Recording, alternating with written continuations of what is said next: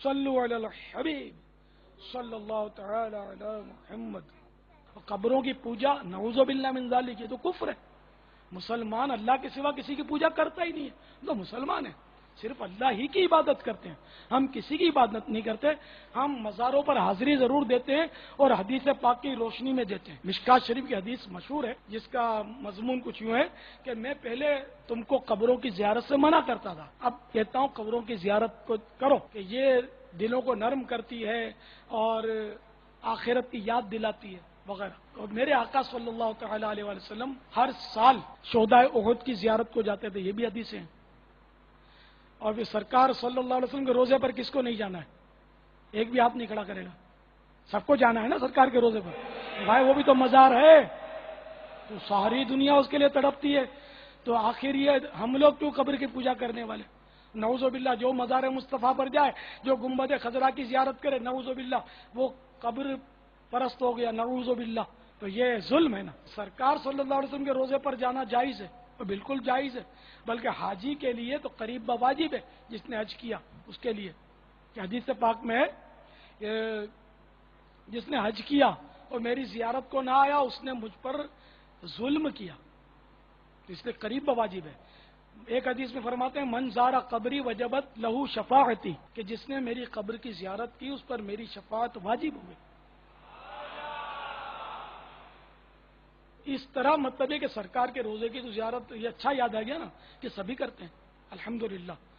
تو ایک اعلیٰ اور عمدہ ترین کام ہے یہ اللہ کے محبوب کے روزے کی زیارت کرنا، اور شروع سے کرتے آ رہے ہیں، کوئی نئی بات نہیں ہے. مسلمان صحابہ اکرام بھی کرتے تھے زیارت. تو اس لیے مزارات کی حاضری دینا اب بکثرت دیں تب بھی کوئی مذائقہ نہیں ہے. جو سرکار کے روزے پر 5 نمازوں کے بعد حاضری دے اس کو آپ کیا بولو گے؟ بھئی اتنی بار نہیں جاؤ، اس کی تو کوئی منع تو نہیں ہے.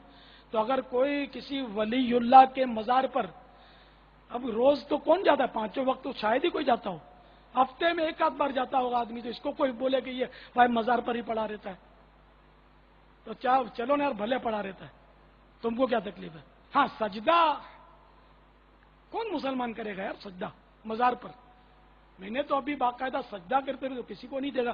مزارات تو میں نے بھی بہت دیکھے ہیں. تو اگر کوئی جھک جاتا ہے، زمین چوم لیتا ہے، زمین پہ ماتھا رکھ لیتا ہے، تو اگرچہ وہ سجدے جیسی ہیئت کر لیتا ہے تو اس کو یہ نہیں کرنا چاہیے، ہرگز نہیں کرنا چاہیے، بالکل اجازت نہیں ہے.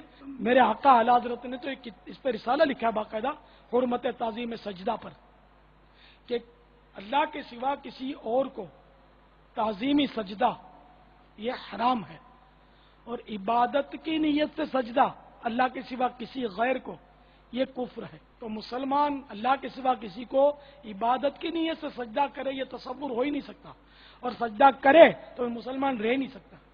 لیکن اگر کسی مزار کو کوئی معاذ اللہ سجدہ کرتا ہے تعظیم کی نیت سے تب بھی گناہ گار ہے، کرنا نہیں چاہیے اس کو. لیکن اس کے دل میں کیا نیت ہے، انہیں عبادت کی نیت کی یا تعظیم کی نیت کی، یہ کسی ہم کو پتہ نہیں. تو ہم مطلب حسن ظن کا پہلو ڈھونڈیں گے اور اس کو کافر نہیں کہیں گے، گناہ گار کہیں گے کہ اس نے یہ غلط کیا، گناہ کا کام کیا کہ اس نے کیوں سجدہ کیا. تو اب کوئی اکا دکا کرتا ہے اس کی وجہ سے سارے مسلمانوں کو بدنام کرنا کہ یہ یوں کرتے ہیں یوں کرتے ہیں. یہ تو وہی بات ہوئی کہ کچھ لوگ اگر شرابیں پیتے ہیں تو کوئی غیر مسلم ڈنڈورا پیٹنے لگے، یہ مسلمان سارے شراب پیتے ہیں، مسلمان شراب پیتے ہیں، مسلمان خراب ہیں، شراب پیتے ہیں. تو یہ تو نہیں ٹھیک نا، بری بات ہے. تو اس لیے مطلب یہ کہ جو غلط کرتا ہے وہ غلط ہے، جو درست کرتا ہے وہ درست ہے. الحمدللہ ثم الحمدللہ.